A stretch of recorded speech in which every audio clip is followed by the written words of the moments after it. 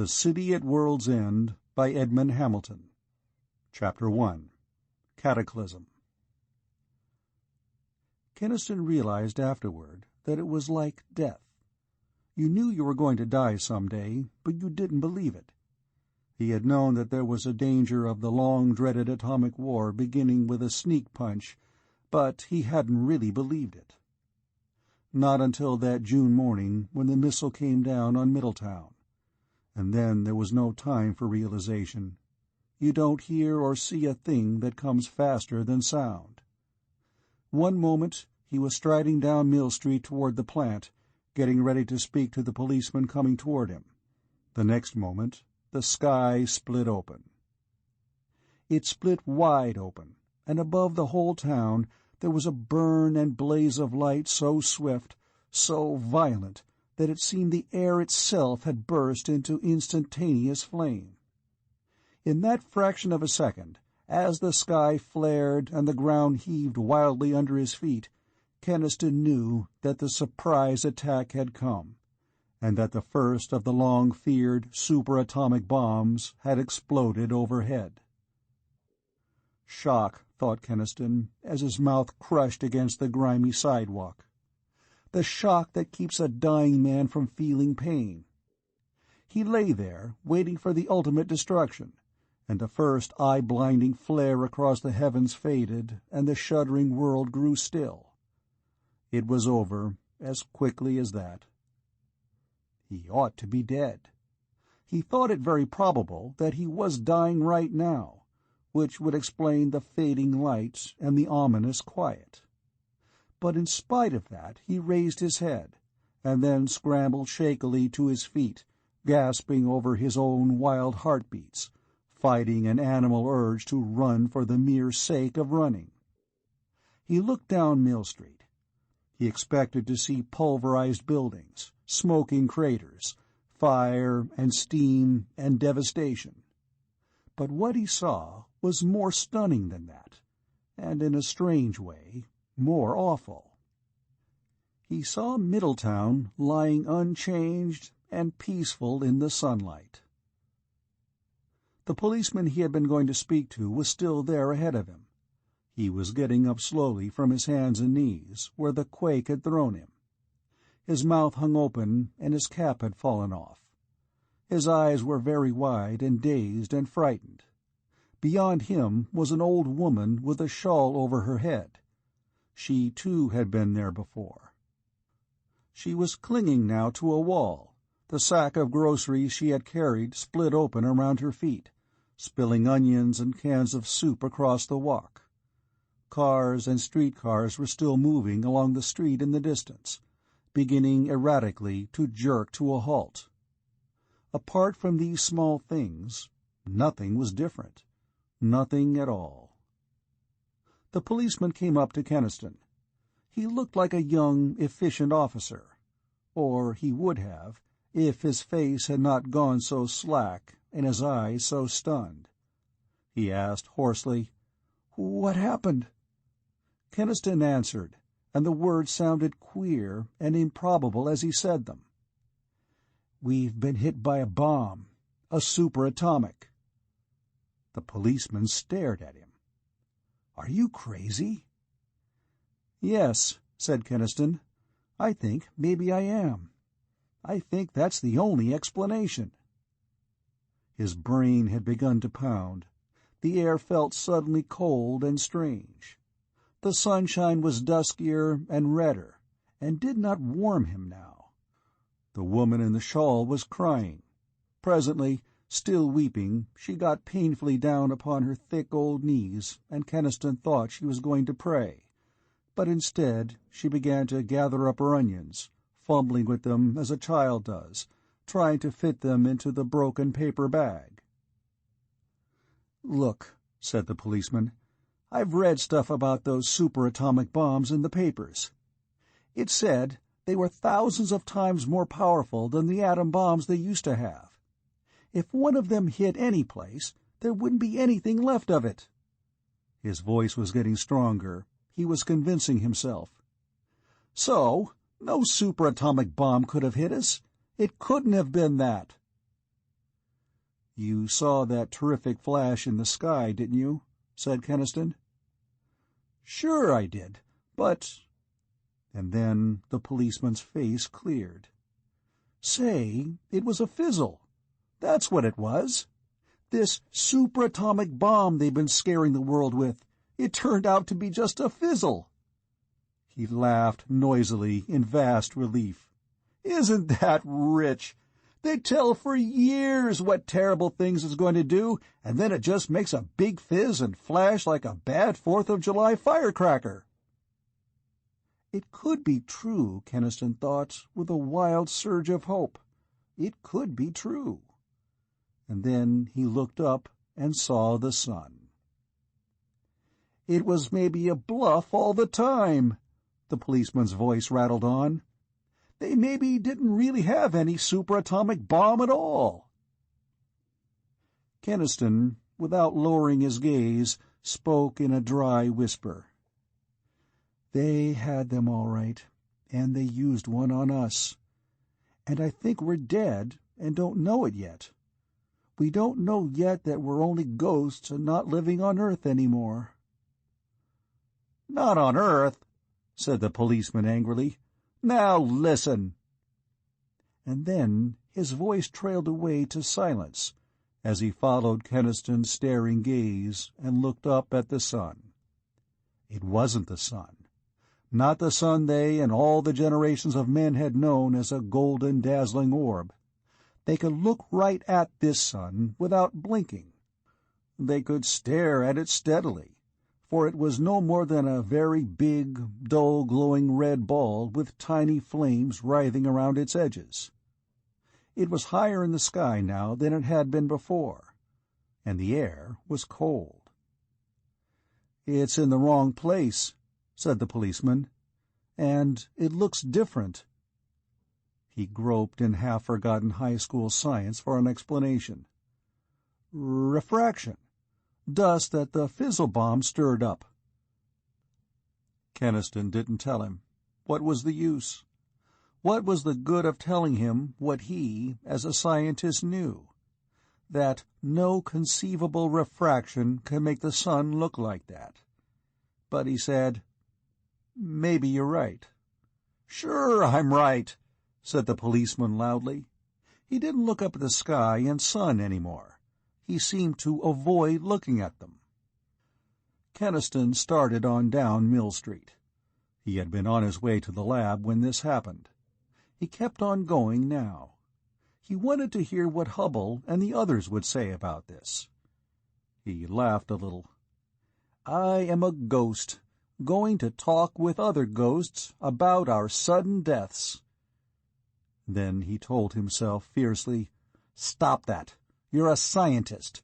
What good is your science if it cracks up in the face of an unexplained phenomenon?" That certainly was an understatement. A superatomic bomb went off over a quiet little Midwestern town of 50,000 people, and it didn't change a thing except to put a new sun into the sky. And you called that an unexplained phenomenon. Keniston walked on down the street. He walked fast, for the air was unseasonably cold. He didn't stop to talk to the bewildered-looking people he met. They were mostly men who had been on their way to work in Middletown's mills when it had happened. They stood now, discussing the sudden flash and shock. The word Keniston heard most often was earthquake. They didn't look too upset, these men. They looked excited and a little bit glad that something had happened to interrupt their drab daily routine. Some of them were staring up at that strange, dull red sun, but they seemed more perplexed than disturbed. The air was cold and musty, and the red, dusky sunlight was queer. But that hadn't disturbed these men too much. It was, after all, not much stranger than the chill and the lurid light that often foreshadow a Midwestern thunderstorm. Keniston turned in at the gate of the smoke-grimed brick structure that bore the sign, Industrial Research Laboratories. The watchman at the gate nodded to him imperturbably as he let him through.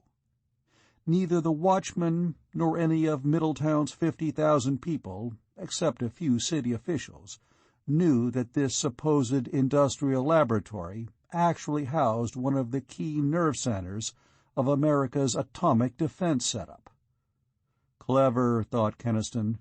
It had been clever of those in charge of dispersal to tuck this key atomic laboratory into a prosaic little Midwestern mill town.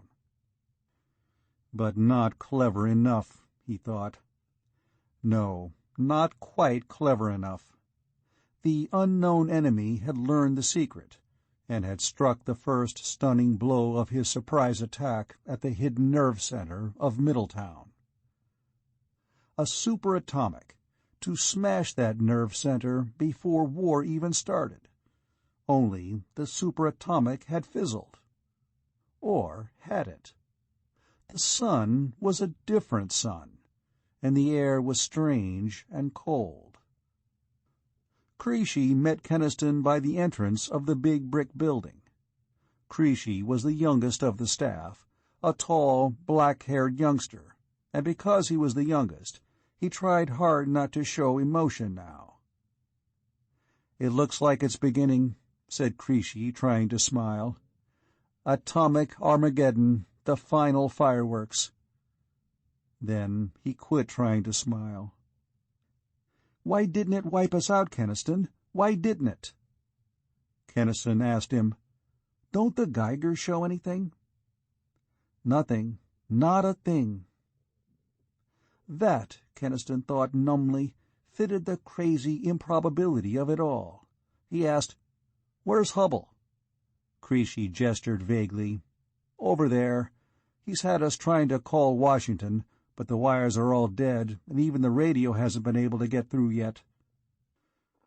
Keniston walked across the cluttered plant yard. Hubble, his chief, stood looking up at the dusky sky and at the red, dull sun you could stare at without blinking. He was only 50, but he looked older at the moment, his graying hair disordered and his thin face tightly drawn. "There isn't any way yet to figure out where that missile came from," Keniston said. Then he realized that Hubble's thoughts weren't on that, for the other only nodded abstractedly. "Look at those stars, Keniston." "Stars? Stars in the daytime?" And then, looking up, Keniston realized that you could see the stars now. You could see them as faint, glimmering points all across the strangely dusky sky, even near the dull sun. "They're wrong," said Hubble. "They're very wrong." Keniston asked, "What happened? Did their superatomic really fizzle?" Hubble lowered his gaze and blinked at him. "No," he said softly, "it didn't fizzle. It went off." "But Hubble, if that superatomic went off, why—" Hubble ignored the question. He went on into his own office in the lab and began to pull down reference volumes. To Keniston's surprise, he opened them to pages of astronomical diagrams. Then Hubble took a pencil and began to scrawl quick calculations on a pad. Keniston grabbed him by the shoulder. "For Christ's sake, Hubble, this is no time for scientific theorizing. The town hasn't been hit, but something big has happened, and—" "Get the hell away from me," said Hubble without turning. The sheer shock of hearing Hubble swear silenced Keniston. Hubble went on with his figures, referring often to the books. The office was as silent as though nothing had happened at all. Finally, Hubble turned. His hand shook a little as he pointed to the figures on the pad. "See those, Ken? They're proof of something that cannot be. What does a scientist do when he faces that kind of a situation?" He could see the sick shock and fear in Hubble's gray face, and it fed his own fear. But before he could speak, Creasy came in. He said, "We haven't been able to contact Washington yet, and we can't understand. Our calls go completely unanswered. and not one station outside Middletown seems to be broadcasting." Hubble stared at his pad. "It all fits in. Yes, it all fits in." "What do you make of it, Doctor?" asked Creasy anxiously. "That bomb went off over Middletown, even though it didn't hurt us. Yet it's as though all the world outside Middletown has been silenced." Keniston, cold from what he had seen in Hubble's face, waited for the senior scientist to tell them what he knew or thought. But the phone rang suddenly with strident loudness. It was the intercom from the watchman at the gate. Hubble picked it up. After a minute he said, "Yes, let him come in." He hung up. "It's Johnson. You know, the electrician who did some installations for us. He lives out on the edge of town. He told the watchman that was why he had to see me, because he lives on the edge of town." Johnson, when he came, was a man in the grip of a fear greater than Keniston had even begun to imagine, and he was almost beyond talking. "I thought you might know," he said to Hubble. "It seems like somebody's got to tell me what's happened, or I'll lose my mind. I've got a cornfield, Mr. Hubble. It's a long field, and then there's a fence row, and my neighbor's barn beyond it." He began to tremble, and Hubble said, "What about your cornfield?" "Part of it's gone," said Johnson. "And the fence row, and the barn, Mr. Hubble, they're all gone. Everything." "Blast effect," said Hubble gently. "A bomb hit here a little while ago, you see." "No," said Johnson. "I was in London last war. I know what blast can do. This isn't destruction. It's—" He sought for a word and could not find it. "I thought you might know what it is."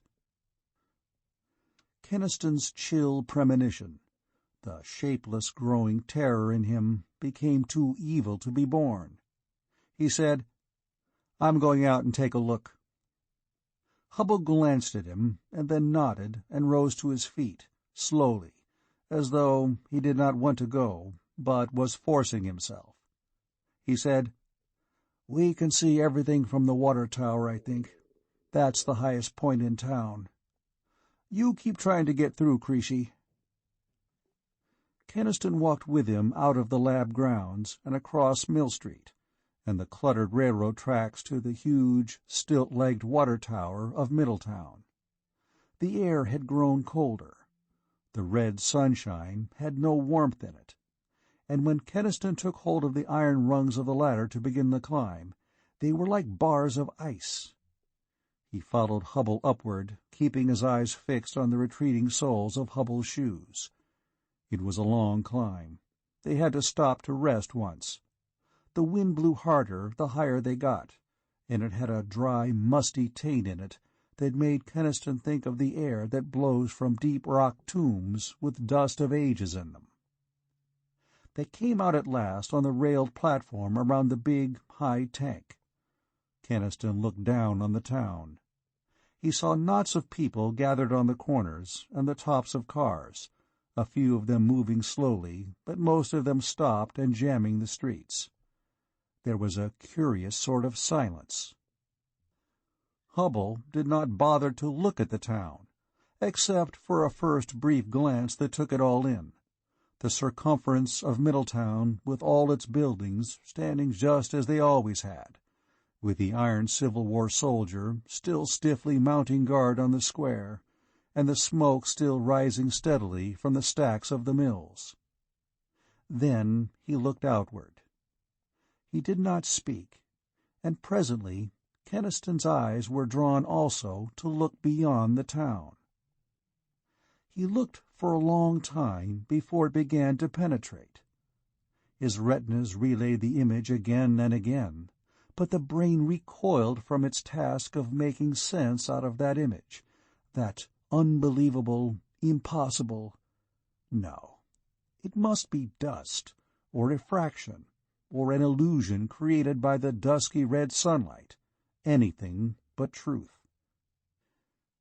There could not, by any laws known to creation, be a truth like this one.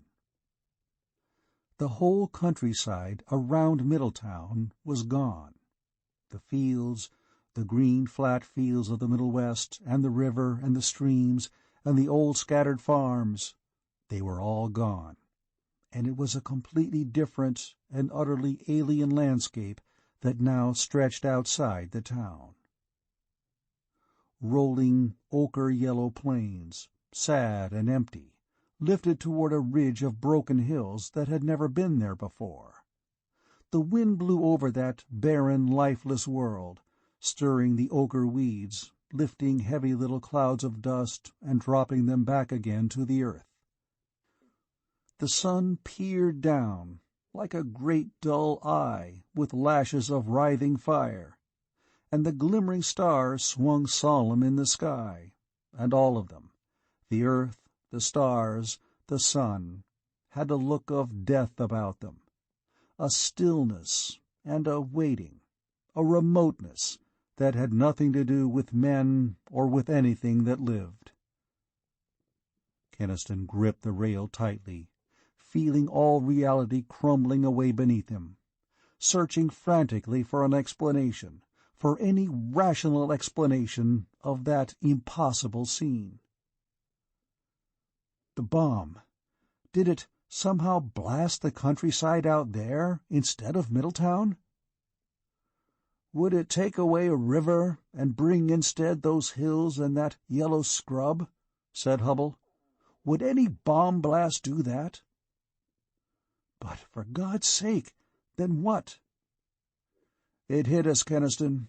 It went off right over Middletown, and it did something. He faltered, and then said, Nobody really knew what a superatomic bomb would do. There were logical theories and assumptions about it, but nobody really knew anything except that the most violent concentrated force in history would be suddenly released. Well, it was released over Middletown, and it was violent. So violent that... He stopped again, as though he could not quite muster up the courage to voice the certainty that was in him. He gestured at the dusky sky. That's our sun, our own sun. But it's old now, very old. And that earth we see out there is old too, barren and eroded and dying. And the stars. You looked at the stars, Ken, but you didn't see them. They're different, the constellations distorted by the motions of the stars, as only millions of years could distort them. Keniston whispered, Millions of years? Then you think that the bomb— He stopped, and he knew now how Hubble had felt. How did you say a thing that had never been said before? Yes, the bomb, said Hubble. A force, a violence, greater than any ever known before, too great to be confined by the ordinary boundaries of matter, too great to waste its strength on petty physical destruction. Instead of shattering buildings, it shattered space and time. Keniston's denial was a hoarse cry. Hubble, no! That's madness! Time is absolute! Hubble said, You know it isn't. You know from Einstein's work that there's no such thing as time by itself, that instead there is a space-time continuum. And that continuum is curved, and a great enough force could hurl matter from one part of the curve to another. He raised a shaking hand toward the deathly, alien landscape outside the town. And the released force of the first superatomic bomb did it. It blew this town into another part of the space-time curve, into another age, millions of years in the future, into this dying future Earth. End of Chapter 1.